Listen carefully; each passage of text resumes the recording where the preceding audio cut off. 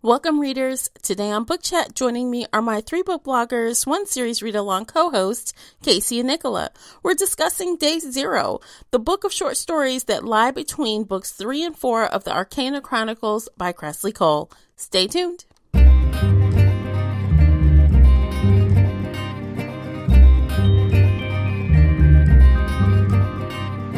Hey everyone, I'm your host, Tamara Ford, and welcome to Book Chat here on the Shelf Addiction Podcast. Joining this book discussion by finding me on Twitter, as well as my book blogger co-host. Tweet at us using our special hashtag 3bloggers1series. That's using the numeric 3 and 1. Again, that's hashtag 3bloggers1series. If Twitter isn't your thing, no worries. You can join the Facebook group, Shelf Addiction Official, and talk about the series with us there, as well as other bookish topics. I hope to hear your thoughts on the book discussion. The links for everything I've mentioned are below in the show notes. Before we jump into this conversation, I have a note for you. I want to make sure you get the full enjoyment out of this conversation, so I do recommend that you read the book first. This is a roundtable book discussion, so there is a spoiler alert in effect. You've been warned. Hey readers, welcome back to another read-along discussion. Joining me, as always, are my two read-along co-hosts and friends, Casey and Nicola. I'm going to let them go ahead and introduce themselves. Nicola, why don't you go first? Hey everybody, my name's Nicola, and I blog over at alphaheroes.net. Occasionally, not super prolific these days, and I'm just really glad to have this chance to talk to you guys with Tamara and Casey. Hi everybody, I'm Casey. I've been a book reviewer for Literary Escapism for several years now, before I started my own freelance editing thing, and it's so fun. And I'm so excited to be here talking with my awesome book friends. Okay, guys, this is an awesome one. So if you're brand new to the series, there are spoilers in our conversation, obviously, but I think you'll get a really good vibe as to what this series is about and all of the drama that is to come that we haven't even read yet. I think this is a great eye-opener. So I think it wouldn't be too bad to stick around, even if you're not caught up yet, I think. Oh, absolutely. It's all about the characters here. No plot line spoilers. Yeah. I don't know. Well, we might get into some, but hopefully not too bad. Not too bad. You've been warned if we do We it, might. So. Who doesn't? But if you read this, you can tell who's been killed, right? So that's the spoiler part.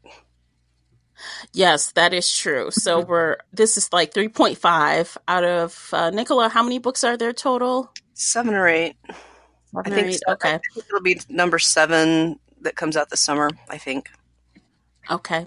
So, so a few people have revealed themselves, a few people have died, that's kind of where we're on. We're going to jump into it. So this is really cool because Kresley Cole decided to kind of put together a book showing what happens to all of these different characters on Day Zero, which is, the day that everything changes.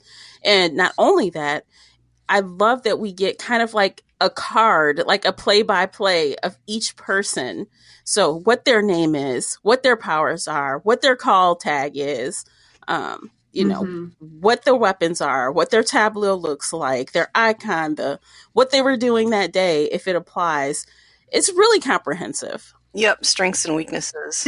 That's very cool. Yeah. It is. Okay, so we've got a long list, so we might as well jump into it. So the very first card is the Death card, aka the Reaper. And he doesn't have a specified call. I noticed that right away. And I'm like, oh yeah, I guess he doesn't. Not really. Because he hides it from everybody. Yeah. He's like the one person who doesn't give off a call. Is that because he won the last game, I wonder? Or he just never had one? I think it's one of his powers, but they don't list it here as a power.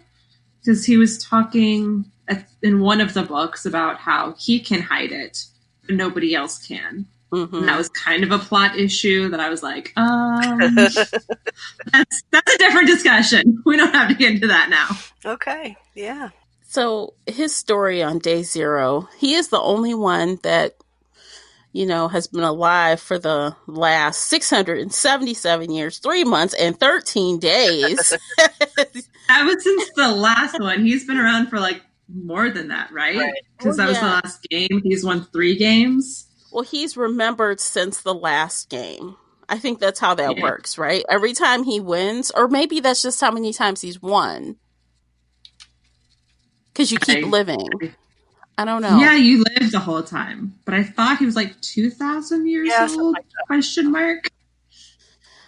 Yes, but I think maybe so. It's been 677 years since the last time they played them. Because he calls that out. He's like, he's been waiting this whole time, for day zero to come around, and here it is. So let's talk about his little day zero experience. What did you guys think about what was kind of told about his day? Anything pop out at you as interesting or noteworthy? I mean, he knew it was coming and he'd prepped for everything. And that's what he was talking about most of the time, is how he had prepped for it and how he was spying on Evie, waiting for her to know about the game so he could go after her, because he was still a virgin and needs to think about Evie all the time in the shower. Because what he does. That's what he does. He's watching those icons disappear. Yeah. I guess they fade, and then the last one fades, and it's time to start again, which is kind of, I guess that would kind of creep someone out if you're just sitting there for hundreds of years. Slowly, the things are fading, and finally, it's here again. But he knew it was going to come. I mean, I would think, I don't know if creepy is the right word. It'd probably be kind of a feeling of, well, finally, Yeah. The day of reckoning, I think he called it. Yeah. And he is prepped in more than just ways of the castle and more than just spying on Evie. Like, he's actually started gathering his crew before they even really knew what was going on. Some of them. Yeah, he sent out a sat phone to somebody. Kentark. He hired Lark and her dad. And he sent the trident to Cersei. And he hired old girl and her father to build his little, menagerie of and he animals. went and got Ogun. Yeah. Did he do that before or after the storm started? I think he located him and made his plan to go get him. I don't think he had him in the compound when the flash happened. Okay. Yeah. Of all the chapters, I felt like we already knew so much about death. I didn't feel like I learned a whole lot from this one. But that's all I can say. It's just kind of more of death's angst, Yeah. Him, Evie, and Jack at the very end, it was basically a reiteration of everything we knew. Like, Evie's was literally copied and pasted out of her book. Annoyed me. Jack, he already told her that story. Which I essentially skipped after I realized that's what it was. Yeah. I read his just because I was like, let's see what's going on. If anything new will be revealed. No, I skipped Evie's. I read Jack. Yeah, I skipped Evie's. Yeah. But, Seth, Evie, Jack, they're the main three characters. We know all of them. And so, like Nicola said, I don't feel like we learned anything. Yeah, it was just kind of, I guess, some little behind the scenes things, which was interesting. But I liked the Fools one only because I was so shocked. I'm looking at this on an e-reader. So after we go through, the Fool is next. And after we go through all his stats, I flick the page and it's like, oh my God. Oh, so much is like redacted out. I'm like, oh. Or it's like, this is just how he talks or thinks. It's scattered. It's like he says something and then a bunch of lines, and then he says something else and a bunch of lines. I'm like, oh, if this is how his brain works, oh, this is awful. Just awful. I took that to mean he was redacting things that would give away the story, and that it's kind of meta because he does that in the book too, right? So when he talks about stuff, he's always trying to not give away too much or not change things in a bad way, Yeah, absolutely. So this is highly edited for your safety. For spoilers. Yeah, so I thought that was super cool. Yeah, I But really his liked list that. of powers is pretty amazing, right? If you did you know he could do all that stuff? No, so just a couple of them. Foresight, Yeah. well, we knew. Astral projection. I don't remember. Oh, yeah, I guess he was doing that with Evie. Was clairaudience. I don't remember That's what that is. Have we seen Yeah, him that's do where that? he can hear all the other characters. Ah, okay. Dream delivery, scrying, manipulation, memory implantation, and absorption. Ooh. So we knew he was Yeah. giving Evie some dreams, but And talking to her. yeah. hmm So I guess we kind of knew that he's done all these things, but seeing them all in a big list is kind of shocking to me. Yeah. And then I must have missed this, or maybe they haven't talked about it yet, that he can slow or accelerate the game. Yeah, that's kind of wacky. Yeah. Yeah. I thought that was kind of like what the truce was, but I didn't realize that it was separate. Yeah, apparently he can actually call a truce himself, which is like, what? Yeah, I You think he's can? the only one too. So that whole thing about in their fortress, that was only because he was there. So that's good to know. Yeah. Jack It wasn't initiated blood, it, right? but Kind of bound the. Because everybody agreed to it, but tempers rose a couple times, and then they got kind of smacked down because of the blood oath or whatever. Yeah, he's a powerful kid, and he's like, I don't know, kind of crazy like a fox, like his call tag says. He's not the person I would want to have that much control. He's just like a wild card to me. He's very much a wild card. There was a line in there that goes, redacted, beware, redacted, a fox, redacted, is as it seems. I was like, does that mean it's not as it seems? Because you redacted half the sentence? Does that mean like you're actually the evil mastermind this time? Right. I don't know. I lost half that sentence. I think I didn't try to read too much into what was left in those sections, other than they're just kind of his some of his catchphrases, I guess, some of the things that we hear him say a lot. So anyway, I didn't think there was a lot to be learned from what was left of that chapter. I read into every word. Did you? Oh my gosh. There was one paragraph where like the only 4 words are, why will she not listen? 5 words. I'm like, that's Evie not listening ever. Yeah. So, no, I read into it because I was like, what are you trying to say between the lines? Like, what are you trying to hint at? Will we sleep forever and ever? Evie just doesn't listen to him. Yeah. That's true.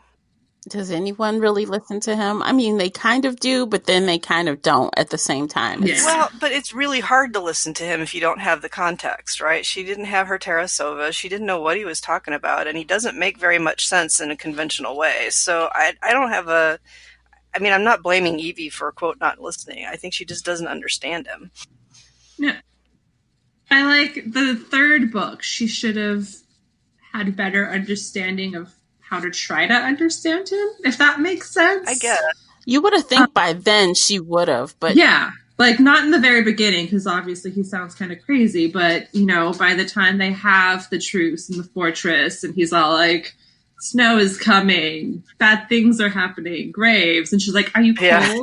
Oh, like, dear, did you eat? Are you hungry? Do you need to sleep? Do you need a nap? Oh, let me get you a blanket. Like, oh God, girl, what the hell is wrong with you? Yeah. So she doesn't even try anymore, and I'm like, all right, we gotta read between the lines and see what he's trying to warn us about. Yeah, that's me. I mean, he got so frustrated by it all, he took off. Like, okay. I don't blame him. I really don't blame him at all. Yeah. Just need some quiet. I hear you. Yeah, something. Let's move on. Okay, who's next?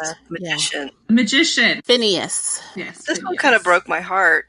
I don't know about you guys. It was so sad. Yeah, so some of the characters are a little bit older, like I think Death and like Kentark, the Centurion, feel like they're in their 20s more so, but Phineas really felt like a 15, 16-year-old kid in this, and he's so homesick and he's so confused about what's going on with his powers. I felt really sorry for him. I did too. He just wanted to get laid. I know. Oh, he really To did. get laid, and he started crying instead. Yeah. Oh, I know. I'm like, Oh, my precious baby, let me hug you. I know. And the girl's like, "Are you crying?" Yeah. Gets up and leaves. She was Like, so mean oh to my him. god. No. She was so mean. But she probably died like 5 minutes later. True. So. Yeah. Yeah, that was kind of sad that he got dumped there, though. That's unfortunate. One of the things that I think is really fun about this series is I think Cole does a really good job of giving each character their own voice. And it's really clear with like, so you might feel like Jack's accent is a little overdone, but I like that it's distinct, and I like that Phineas has his own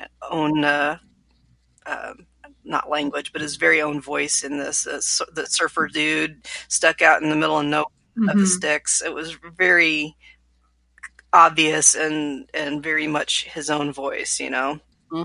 It goes for all of the characters. They all sounded like the unique individual person, and there were 20 some odd characters in here. Yeah, and all of them were fully developed. Yeah. Yeah, and, Yeah. you know, Death has that sort of a little bit archaic European gentleman kind of inflections, and so. And I did like, I mean, you mentioned this a second ago, Nicola, but I really did like that a good amount of these characters are older and are not teenagers.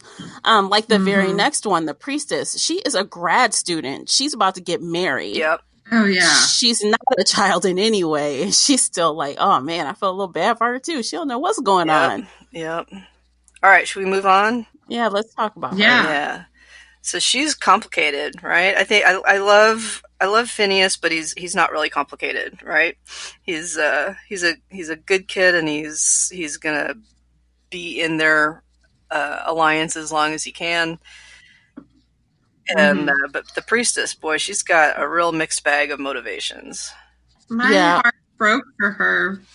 Yeah, at the end of her story. Yeah, well, she's gonna be all because she got like stuck in the water like that, trapped down there.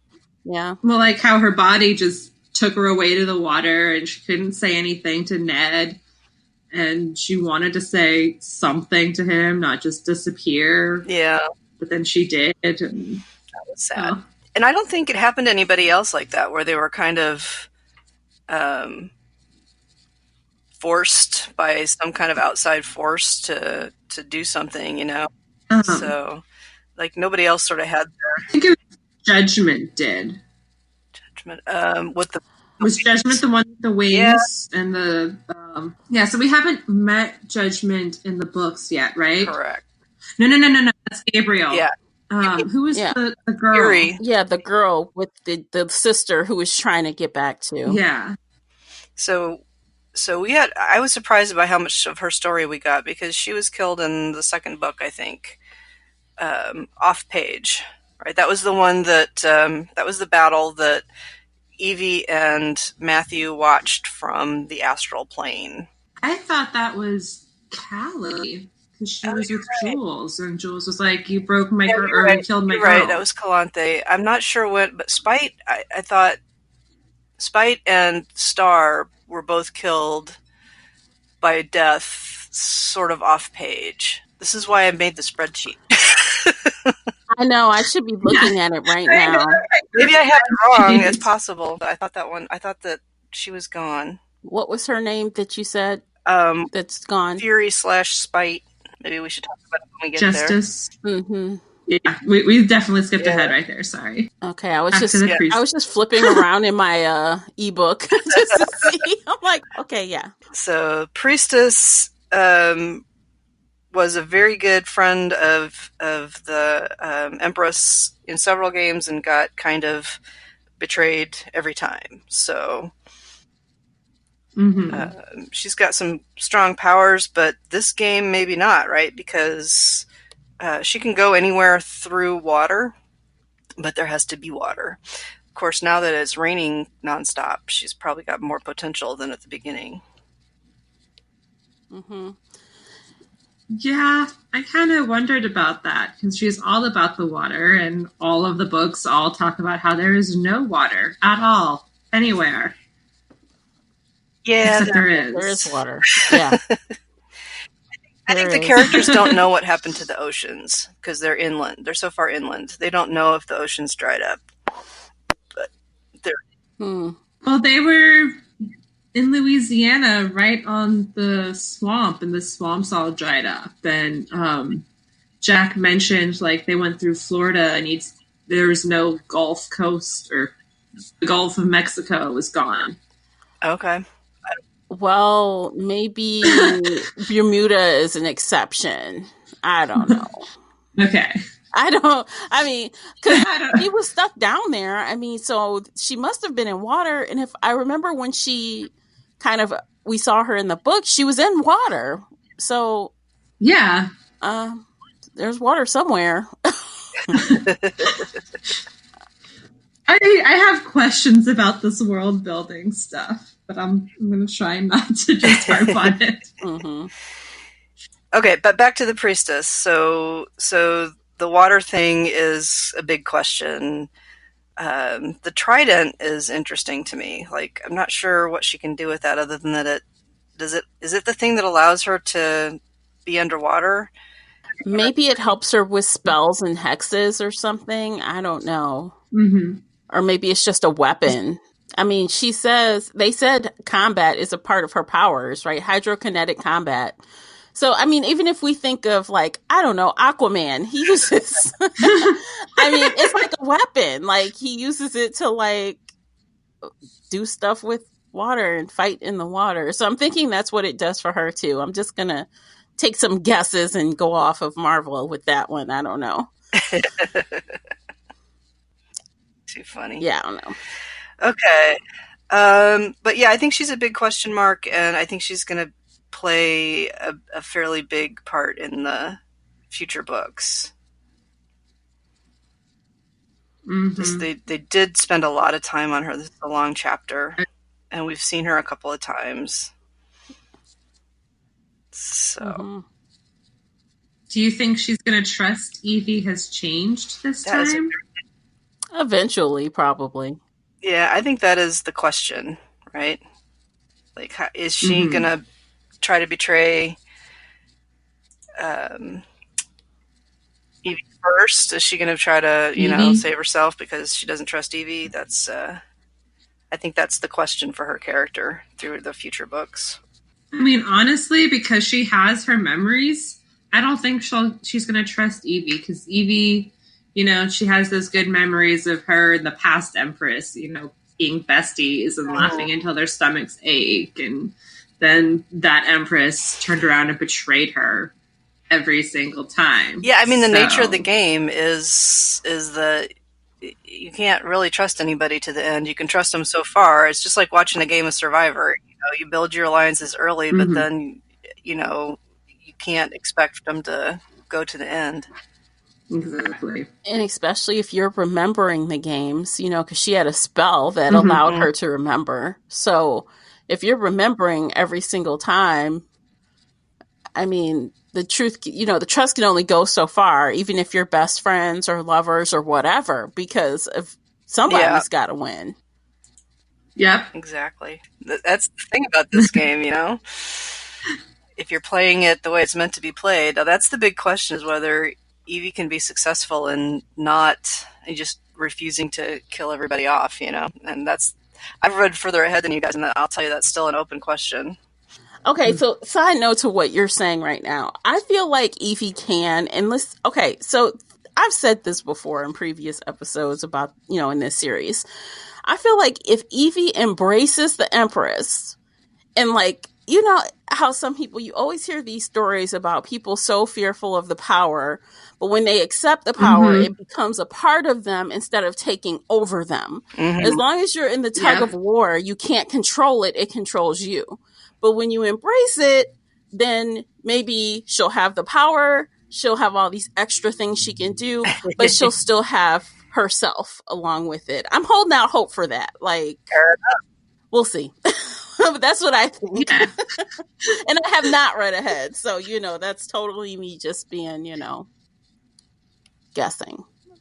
I haven't read ahead either. And I'll just say that reading about all these different characters, it became very crystal clear to me that Evie would die within a day if she didn't have Death and Jack. Right? Like, everybody else would just kick her ass if she didn't have both Death and Jack taking care of her. She got lucky. Yeah, but like what I was saying, like I felt like the lovers would have taken her out really early on if it weren't for Jack. Like, where was Death then? He wasn't there to save her either. So, anyway. Okay, who's next? The Emperor. So the Emperor, Richter. Yeah. Our first bad guy, technically. Yeah, he's unredeemable, I would say. Mm-hmm. Yeah. He is. Oh, God. Yeah, he is. I'm like, I had to just swing through this real quick to see who he was. I'm like, yep. He's dreadful. Yeah. He was a hockey player who controls lava. Mm-hmm. Yeah. And a rapist. Yeah. I think that's all there was to get out of that, right? So I'm going to cheer when he dies. Yeah. Yeah. Yeah. He's awful. He's a bad guy. He's always been bad. I was going to say it's funny because it's like all the descriptions of these people before the Flash really is a part of their card. Like their natural personalities kind of feed into the card or the skills or the powers. Like if you're smart, you're this, or if you're just a brute, you're that. You know what I mean? So it's like almost no matter what incarnation, like your personality traits, like just align with these cards like perfectly. Agreed. Yep. Yeah, I don't think there's a whole lot to say about Richter other than, he needs to go down. All right, let's move on. I second that. I heard that. Yep. And I will cheer when he dies. The Hierophant. Right. That's the next one. And we only get a one-pager because he's dead, right? Yeah, he's dead. He's a cannibal. Yeah. That's good. He's gone. Okay. The lover's gone. Swipe. Swipe left? No. Yeah. If you're on e-reader, that's what you're doing. Yeah. Next page. Okay, so the next one we have a story on is the Centurion. And this guy is in I kind of think it's cool this guy's in Kenya. That's kind of fun. Mm-hmm. How's he going to get to the rest of them? Teleportation. Duh. Okay, right. Yeah. He can ghost, which is very different. Like the whole ghosting thing, that's really different. I loved his story where he was, in mortal danger, and that's how he figured out his power. Yeah, gunfire. He's like, oh, snap. People are shooting at me. I'm going to die. I don't want to die. So I think he's really interesting. His story was cool, but probably doesn't have a lot to do with going forward, the whole park ranger thing. But, well, he's a protector. And I like that about him. And I like that he was trying to protect the lions. And I'm excited to see him. And I don't want him to die. So that's my 2 cents. Well, and don't forget, he is the one that Death sent the satellite phone to. Mm-hmm. And he sent him a note. He said, when the end begins, contact me. Death. Yep. That's not cryptic at all. Yeah. I really like that character. So I'm looking forward to seeing more from it. Mm-hmm. Yeah, he seems like a good guy. So for him to be on Death's side, I don't know. But Well, so Death is recruiting him. He doesn't know anything, right? He doesn't have any background. He doesn't. Who's up next? Strength. Lark. And Cyclops was here too. I like her now. I do too. Yeah. Yeah. She's really sweet and really invested in her animals. Oh, I know. And her 3 little wolves. And she's like, what's happening to them? Did they taste your blood? Oh boy. Here we go. now they're going to get really big. Those things turned into monsters almost. Like, wow. Like, you really manipulated them. Your blood did anyway. It mutated them, basically. The way she ended it, where she was all like, you don't know me, Death. I'm going to, find your weakness and kill you. Do you think she actually has a shot at it? And that she's plaguing him really well? I don't know if she has a shot, but after reading that, I did think, well, maybe she is playing him. Like, she's doing, I think even said this before, Casey, where she's going to take the side that best suits her needs at that time. But with that said, even if you underneath it all, you have like the idea that you're going to take this guy out and you hate him, you're just going to play him, then she's doing that successfully. Oh, yeah. If that's what she's doing. It's totally in her best interest to play along, right? Because he's already basically said, I'm going to let you live the longest, right? So if she just can ride his coattails until all the other threats have been taken out, and then learning more about him as they go. And I don't know if she can, but it's not a bad strategy. Oh, yeah. Or wait until she has a real chance, even with others, to take him out. Like, kind of just waiting around for the right opportunity, even. Yeah, maybe. If I were her, I'd wait till they were all gone. And it was just... Yeah. And then, turn all of her animals loose on him. A lion might be able to take him down, I mean, he'll just touch him. Would he be able to touch an animal? Yeah, if they touch him, will they die? Or is that just with humans? Well, he rides a horse. But it's his special horse.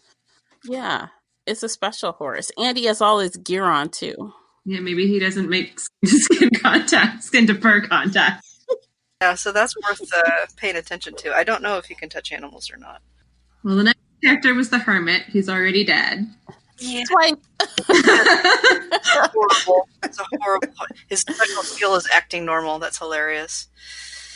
I know, but again, with this guy, remember when we talked about him originally? We were kind of saying he's probably been doing this, or at least I remember saying it. He's been doing this the whole time. He's been a kidnapper and a serial killer the whole time. Yeah, oh, probably. If he hadn't started right after the Flash, then it was right before the Flash. But yeah, he was too good at that. Yep. So. And this confirms it. Escalating kidnapper and serial killer. So, yep. Good riddance. Yep. Okay, Fortune. What an interesting card. I think she was my favorite story. Out of all the new characters we met, I think I liked her the best. She's so kick-ass, and she's like, I love flamethrowers, and I just want to burn everything down and kill people and have revenge. I was like, oh, you're going to win this game. She's morally ambiguous. She's not totally evil. She's not totally good. That power of stealing other people's luck, and they get unlucky and she gets luckier. That's wild, right? Oh yeah, that's wild. And she has a fleet of helicopters, which can't be a bad thing in this current environment, right? And flamethrowers. Don't forget the flamethrowers. Yep. She's a pilot, a trained combat fighter, a markswoman. I mean, she's got a lot of good skills. Yep. But knowledge. So they don't chronicle or anything. She has no idea what's going on, right? Mm-hmm. And nobody nearby seems to be filling her in on it. So you've got to wonder, though. So the people that have a lot of good skill set, but they don't have a chronicler, or they don't have a way to learn the past, like, the one woman, what do you call her? I don't know, the siren. They almost would be taken out easiest. Even though they have this skill set, they don't really even know what the game is. So how do you defend yourself? And you don't know that people are... You know what I mean? So they have a short stick. Unfortunately. Supposedly Matthew is talking to all of them, or he can hear all of them. And I feel like he'd be telling them what's happening. Like he was doing with Evie.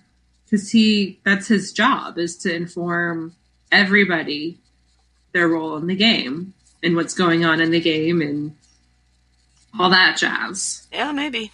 So maybe they just think they're crazy, hearing voices.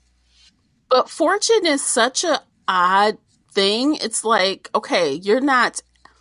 It's almost like a defensive power, right? Mm-hmm. Instead of offensive. You can't just go and just like, knock someone down with your wings or luck absorption, right? I mean, I guess when she knows what it is, but how does she even know what that is? I mean, even through her story, I don't think she didn't know. Understands, she survived in this perfectly shaped cocoon, basically, and the only rock that got in was the one that killed her father. I mean, that's very weird. Yeah. But who would say, wow, I must be lucky? I mean, who would think that? Well, it's very strange. So I think as these strange things add up, there was one part where she said it seemed like the building was trying to kill her father, right? Mm-hmm. So I think... Like, the more it went after him, the less it went after her, right, or something along those lines. Right. Mm-hmm. So I think the more these things add up, she's going to figure it out. I did notice, now that you mentioned that, Casey, about Matthew, like, there's nothing in this backstory about her getting any information from Matthew. So there's that. But well, her dad told her to fly to Texas. Right. True. So I feel like once she gets to Texas, she'll be closer. Range, yeah. Yeah, within range. And again, like, Matthew wasn't in anybody's beginning story, right, except Evie's. But I feel like he can't focus on just Evie. That wouldn't be fair to him or the game when he can hear everybody and everything and knows the past, present, and future. I don't know. So that's my guess. I guess we'll figure it out as we keep reading into the series of if he's actually telling them what's going on, if they're just stumbling around lost. If somebody tried to shoot her, the gun might backfire and kill the other person because she's just that lucky. Right. And then when the thing pops up on her hand, she'll be like, what the fuck is going on?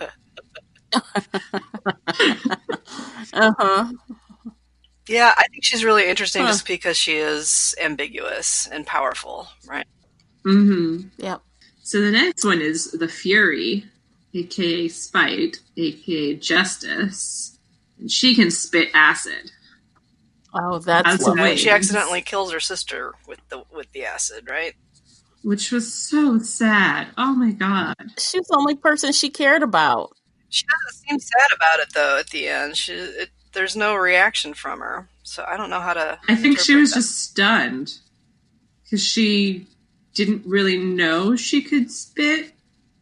She just kind of dreamed it, and she was trying to save her sister, and she's like, let me save you, but you're scared of me, and oh my god, I'm spitting acid, and it's wrong, and then everything's over. Yeah, I think she's shocked. I agree. Yeah. I mean, the way that last little paragraph read, it's like, acid in my dreams. Her flesh sizzled, her eyes and features disintegrating. Her shriek pierced the night. Wrongness. That's it. Yeah. So I think she's probably going to feel guilty. Like, what the hell did I do, kind of thing. Yeah, now, I feel did we know if she died? I thought she did, but now I'm not sure anymore. So... my file is corrupt. I'm so sad about it. I can't get it open. Oh no, not corrupt. Yeah, so I'm looking for it on the Facebook page. Dang it! Like, I don't remember seeing Justice anywhere, but I could be wrong. There's so many characters thrown at you, especially in the fights, where all of a sudden people just show up and die. It's like, yeah. What's happening? She might still be around. I might be getting her confused with someone else. Jules' girlfriend. Because I know she's definitely dead. Yeah. And she's not marked out, and she got a story, which tells me that she's supposed to still be around. Like... No, I thought it was... Nicholas didn't get a story. Beth has her... thing. I think it was more to see Jules, because Jules is alive. but from her point of view, because he was, again, that lost little boy who doesn't know what he wants. Yeah. Very much like the trickster. Mm-hmm. But Death definitely killed her. I know that much. Who? Death killed who? Callie, Jules' girlfriend. Yes. Remember, Yes. he and Gabriel and Tessa, and the 4 of them attacked, and the 3 of them got away. Right. She's the weight of sins or whatever, and he didn't have any sins, so he didn't feel guilty. Yeah. Well, the next card is the Hangman, the Hanged Man, which is an inactivated card. Have they mentioned anything about this in the books? I don't think so. No, and it's an inactive card, which is interesting. Like, we know nothing about this person at all. Yeah. Thanks to the Fool. Yeah. Thank you, Fool. Thank you so much. Everything is redacted except for our Lord Uncanny and Never I. And it's possible we could have met him because he could have a name. We just don't know it. Yeah. Or her. Him or her. Details hidden by the... But it's a man, so I guess it's a him. But could be a her. I don't know. It's probably a him. Do you think it's Jack?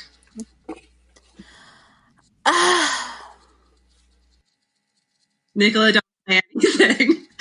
You read ahead. I had very strong feelings about it before it was revealed, so yeah, I can't participate in this part.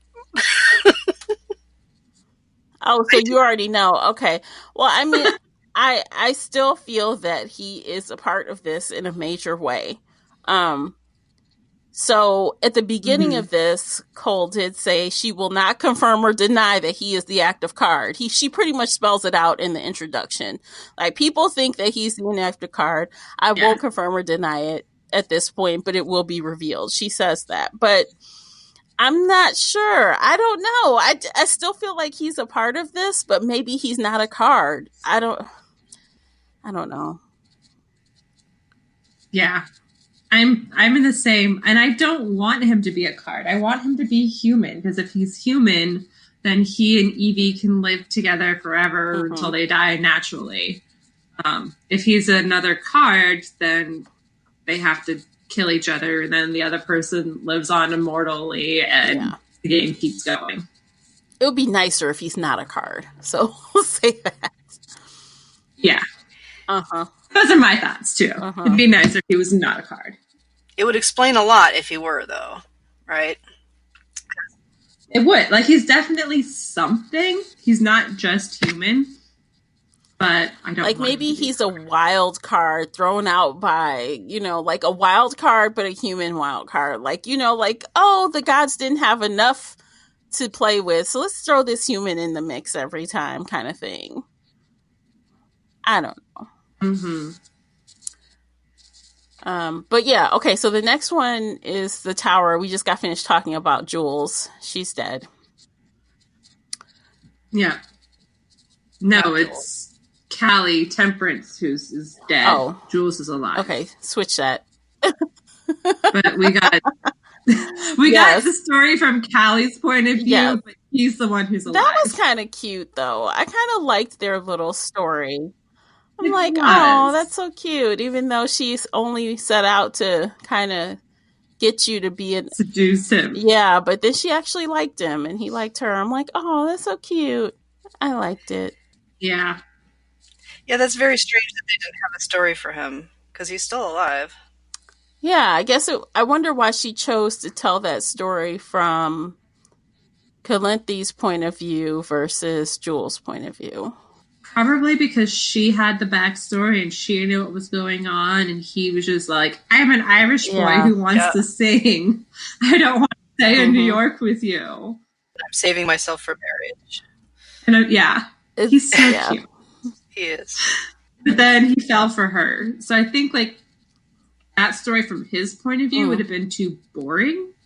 And this gets into, like, the editorial side of things, because, what is the story going to say? Well, I would he came from Ireland and he got on a bus and he saw this pretty girl and she's talking crazy talk and all the rats running down the subway stairs and like, what the hell is going on? But from her point of view, it was very much like she set out to get him and to cement that alliance, but it changed because she actually liked him for him. He came back for her. Oh, just like a movie. He did. Like, like one of those teen, movies on Netflix. It's like, oh, so cute.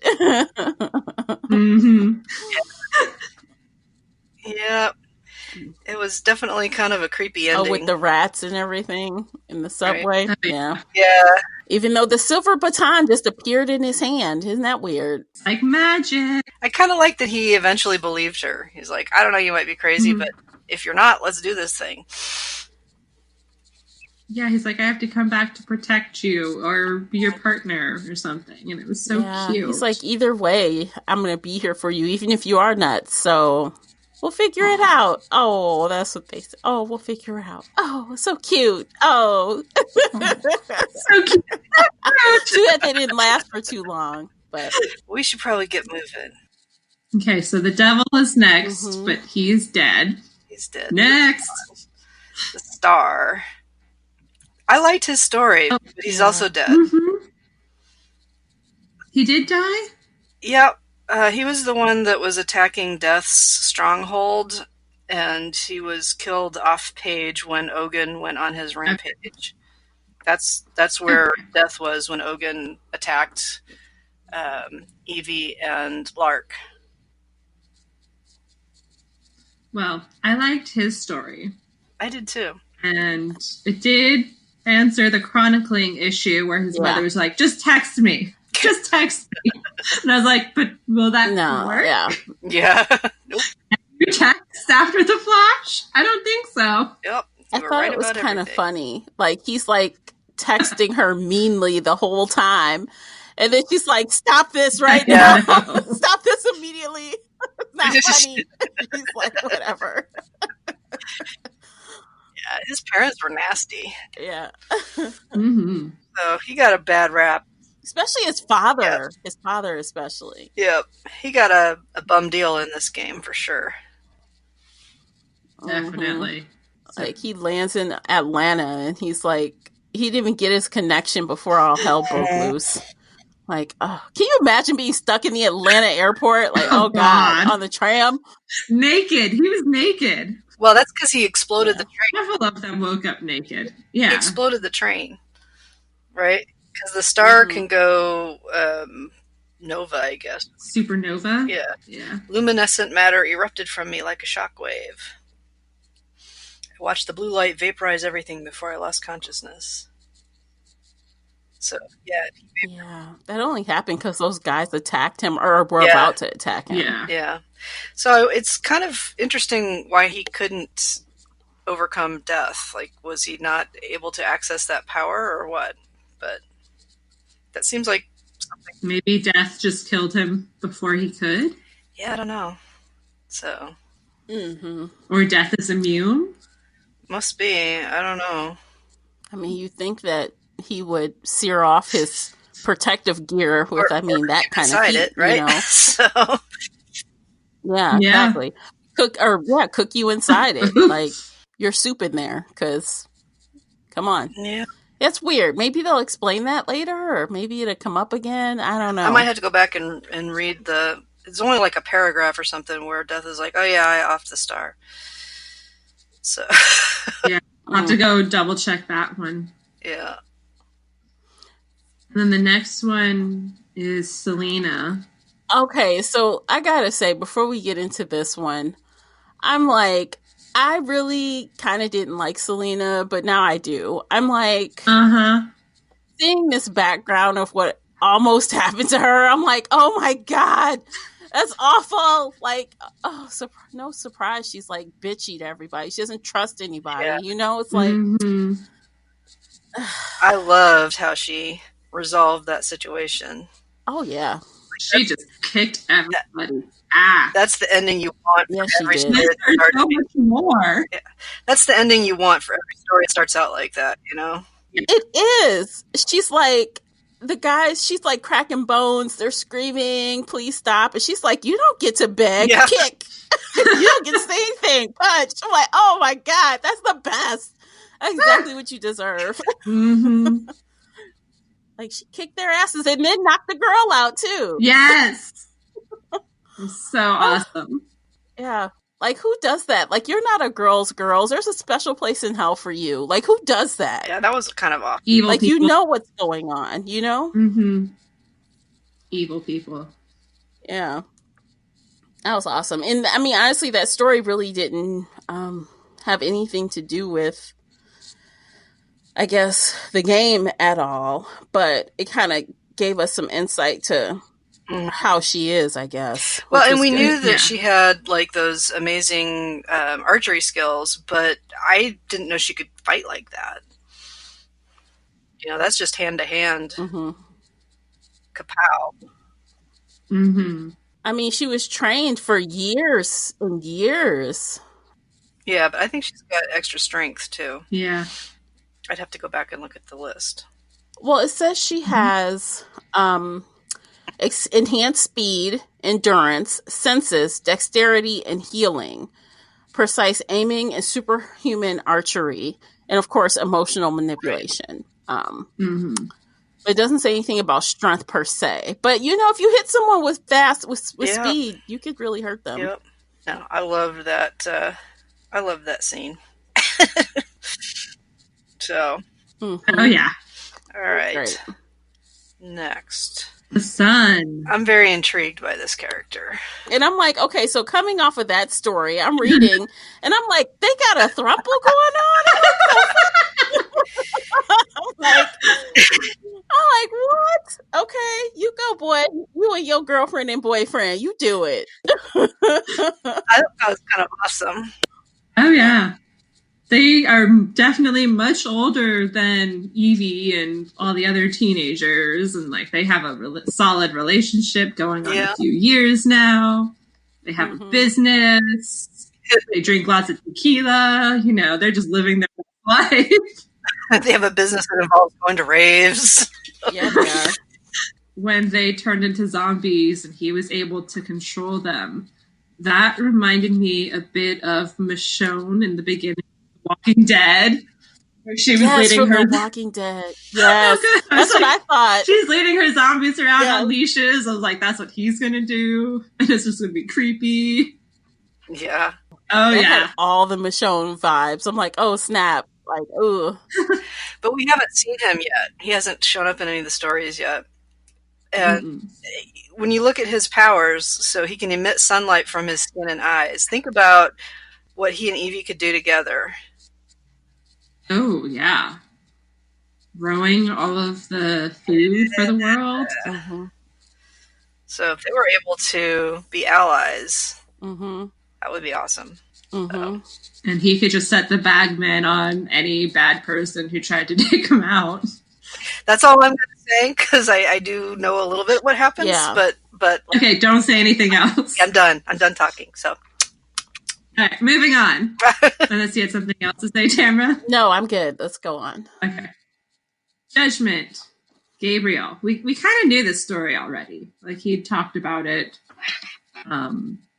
He grew up in a cult, and they believed, like, he was the next angel thing.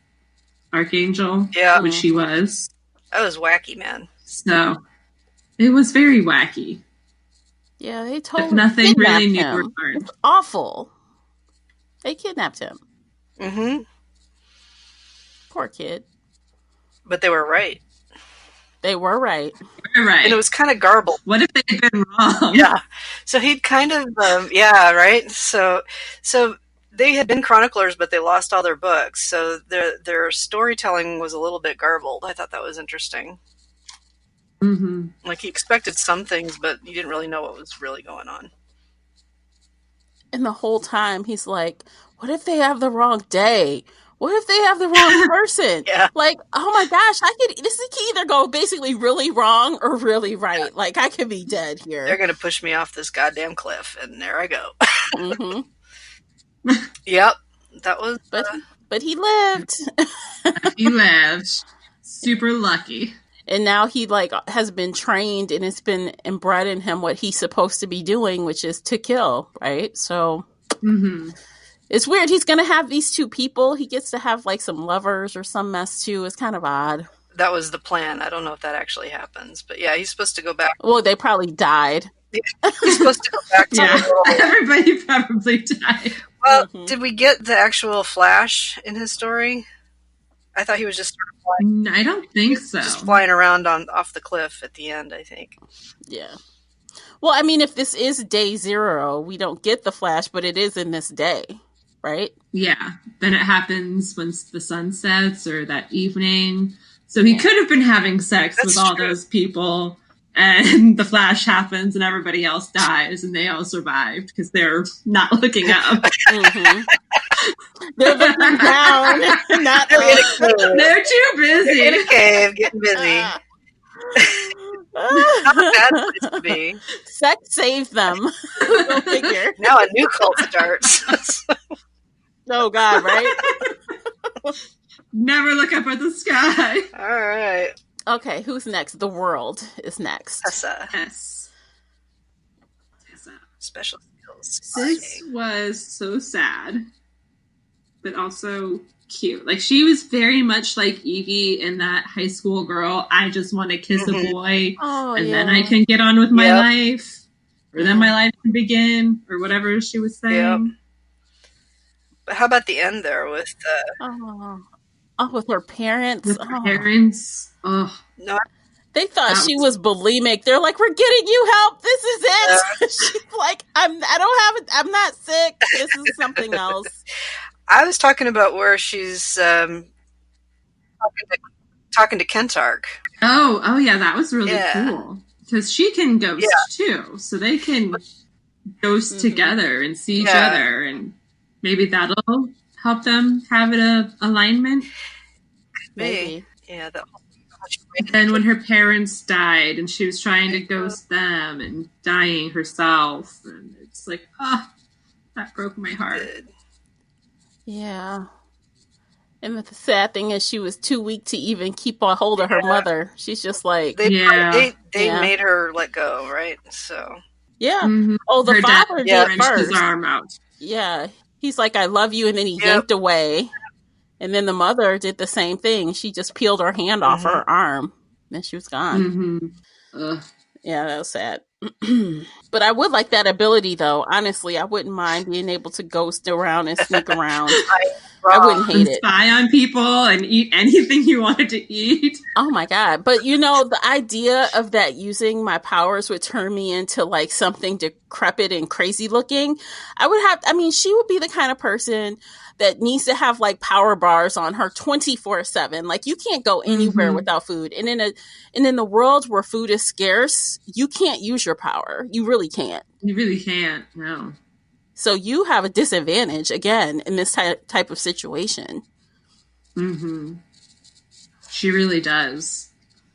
Unless she hooks up with Evie and Evie just grows her food. I mean, maybe that, but... Well, when Evie forced her to turn back time in the 3rd book, Evie came and brought her some fruit to help her. But I don't know if that was enough, because the way she, like, ate a jar of peanut butter and a lasagna and cookies and nuts and a whole bunch of other stuff. And ice cream and all that stuff. I was like, Evie's little fruit is not enough. Like, that's not going to cut it. That's like 500 calories. She's going to need like 10 times that. Like, and there's a lot of protein too that she ate in the pantry versus a fruit basket. Yeah. She's going to need more. Yeah, she's very fragile in this situation. Oh yeah. Okay. So that's everybody, because Evie is next, and then there's Jack, and we kind of talked about them earlier. I don't know if you want to talk about them again. No, I couldn't believe how much of the Eevee that she put in there. I'm like, oh God, that was long. That was really long. It felt long the first time around, honestly. Mm-hmm. Yeah. So that's the lineup.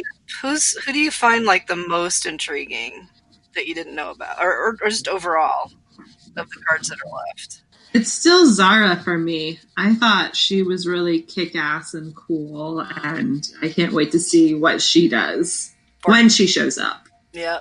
Mm-hmm. Mm-hmm. I don't know if I had one that was like most interesting to me. I had so many cool experiences with them all. Actually, I think I'm probably just more looking forward to how the Water Witch or the Priestess develops. I'm really curious about that. Like, yeah, as we go on, what she's going to be like in this game, because you know she's like bound to water. How's that going to work? I really want to know. Good thing it's raining now. Yeah. I mean, I all of that, but also Soul and Kentark are interesting to me too. So. Oh, definitely. Mm-hmm. Can't wait for him to show up with his zombies on leash, like Michonne. Yeah. Actually, he's one you want in your team. If he can control them, you want him. Mm-hmm. Oh, absolutely. And sunlight. Like, if the sun is disappearing, you need a person who can give you sunlight. Yeah. I mean, honestly, all of them have things that you would want. If you were to build like a perfect team, you really need a little bit of all these people. You really Oh, would. yeah, definitely. But yeah, I don't know. So, but I gotta say though, this book overall, it reinvigorated my excitement for this series. Seeing the possibility of what's to come in this way, I think kind of gave me the boost I needed, which is great. Oh, yeah. It'll be a good reference too, you know, like, okay, why, you know, what happened to this one? So. Yeah, I was telling you guys off the air, I was saying, I really wish I had this in paperback. I might buy it because it would be a great reference. Like you said, to flip back and forth. And if you kind of can't remember everything someone can do, you can just go and find it. I guess I can always use the search tool as well in the Kindle, but it's cool. Like a series Bible, but for the readers. Mm-hmm. And I really like it because it lays everything out and you can flip through it like you were just saying. Like, who has what skill? Who can do what? Oh, the Emperor has these things and whatever. Yeah. Like, yeah, it's really easy. Combined this with Nicola's spreadsheet so we can keep track of who's alive and who's dead, and you're golden. Yeah. Oh, yeah. You know, because that's one of the hardships for the reader, you know, when there's so many characters and there's so much going on, you forget things or you confuse things. So, like, having these tools will help, you know, keep things sorted out. Yes, definitely. You know me, I'll be like, what's that guy's name? You know that guy. That's the thing, you know. That guy who does the volcano stuff. What's his name? Exactly. Oh, yeah. I do that all the time, too. Okay, so I guess we should rate this. I mean, why not? We rate everything else, so we should rate this as well. Yeah. Okay, I'll start. I'm going to rate this a 4 out of 5. I really enjoyed it. I mean, I skipped the stuff I didn't care about, like Evie's story, but I read the rest, and I was really intrigued by, like, the redacting and some of the other things that were going on. I'm like, oh, that's so cool. So, yeah, I'm reinvigorated and ready to read the next book. Yay! Yep. I'll go next. I also give it a 4 stars for basically the same reasons. Like, it was really exciting. And it was great learning about all the backstories and all the different characters and how they are all so unique and different. And some of them know what's happening and some of them have no idea what's happening. And they're not all teenagers just wanting a kiss, although some of them are. But yeah, no, it was really interesting to see everything and then wonder how they're all going to merge in the end and trying to remember who's already dead. So it doesn't matter. Mm-hmm.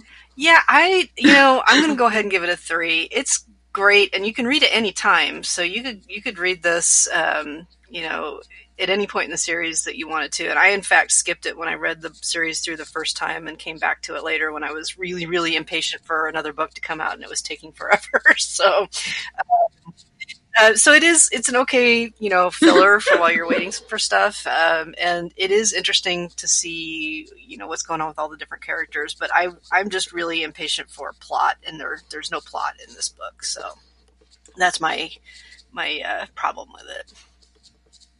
But it is what it is. It doesn't promise to have plot, so it's not like it fails its mission. It's just that's not quite what I wanted. Mm-hmm. Yeah.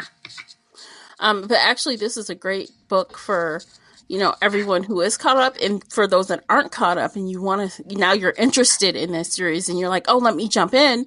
This would have been a great month for you. It's kind of over now, but it would have been because there's so much going on. I mean, so you could definitely catch up with other books. And, actually, I think I will say that ahead of time, so everyone will know. That's great. Drop some bits there. Yep. Drop some knowledge on them. That's right. Oh, yeah. Okay, so up next is book 4, which is Arcana Rising. And yeah, that is going to be our June read. So yes, very exciting, fun stuff. We are like getting at the midway point where we're about to go downhill from here. So looking forward to it. Put it that way. Well, because to me, once you're on the downside, everything moves fast because you're going downhill. Oh, yeah. So it should move really fast. Not that it's going down as far as quality, but down as far as speed. You know what I'm saying? I mean, a lot of people are going to die, I'm assuming, because they can't all survive. So, And I'm okay with that. Downhill for them in that sense. Yeah, so... Yeah, and I'm cool with it because sometimes a lot of deaths can be fun to read. I mean, again, just think about all the Game of Thrones people. They are just waiting for everyone to die. That's all they want. Just die. Like, who's going to die? Just ask George R. R. Martin. Mm-hmm. Okay, so I guess that brings us to the end of this episode. Do you guys have anything else before we sign off? I think that Nope. Yeah. Happy reading, everybody. Okay, we'll catch you guys next month. Take care, everyone. Bye. Bye.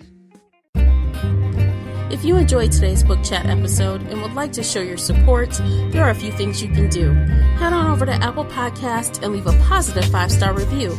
You can follow me on Twitter at Shelf Addiction. Most importantly, you can share this podcast with friends and family that enjoy all things bookish, including author interviews. Thank you for listening, and until next time, happy reading.